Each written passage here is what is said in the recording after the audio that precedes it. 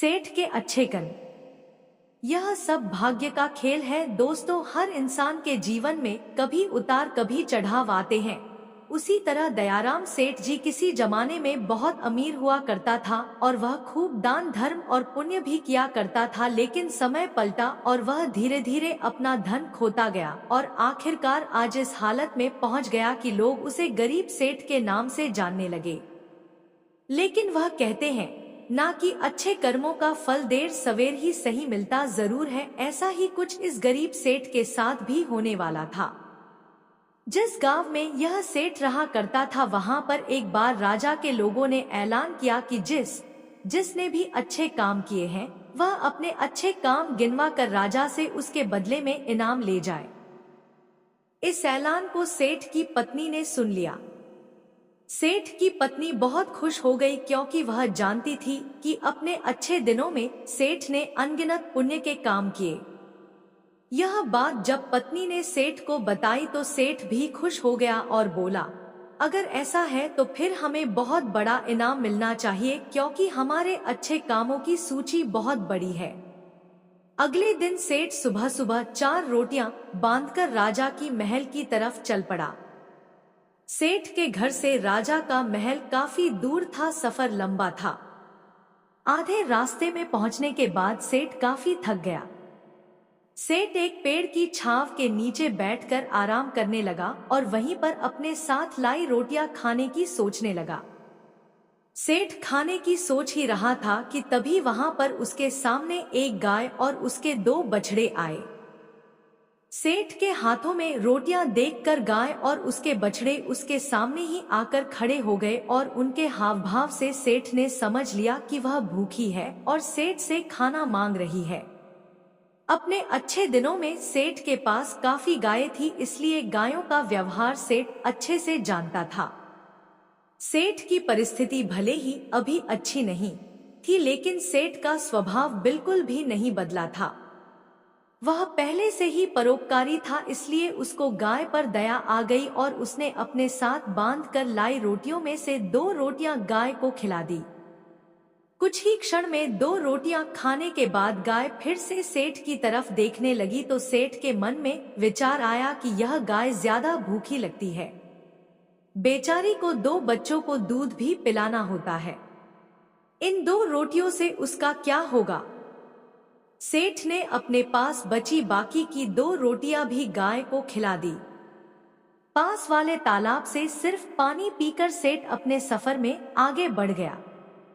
राजा के दरबार में जब सेठ पहुंचा तो राजा ने पूरे दरबार के सामने सेठ से उसका नाम पूछा और अपने अच्छे कर्मों के बारे में बताने के लिए कहा। सेठ ने राजा को प्रणाम किया और अपने कामों के बारे में बताना शुरू किया।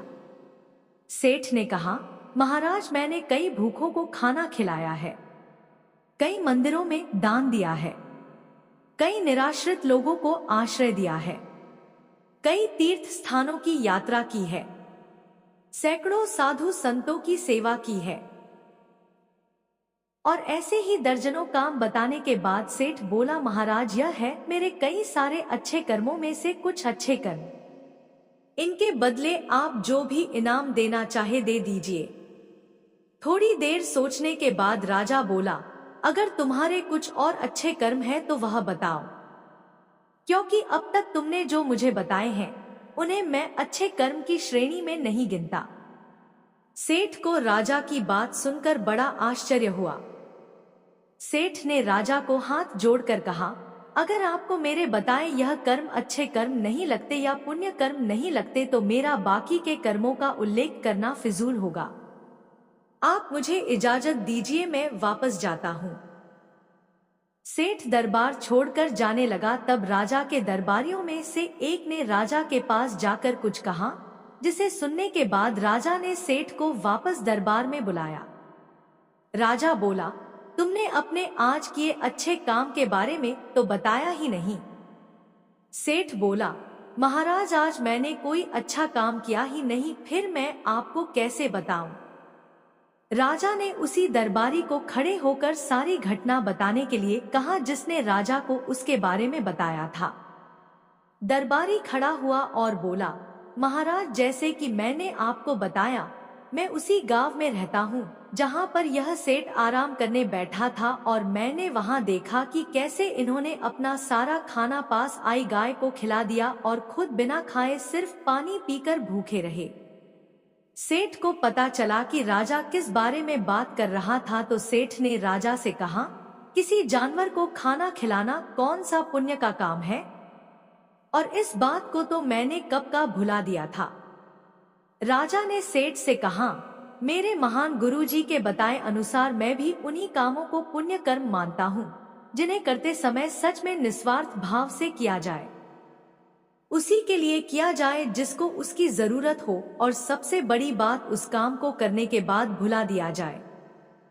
यही कारण है कि आज तुमने जो काम किया वह तुम्हारे किए गए आज तक के सभी कामों में सबसे उत्तम और सर्वश्रेष्ठ था, जिसके लिए तुम सच में इनाम के हकदार हो।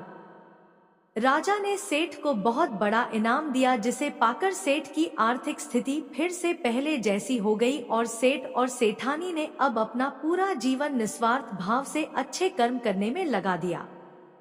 दोस्तों, कहते हैं कि दान धर्म और अच्छे कर्म एक हाथ से करो तो दूसरे हाथ को पता नहीं चलना चाहिए, लेकिन आजकल होता कुछ विपरीत ही है।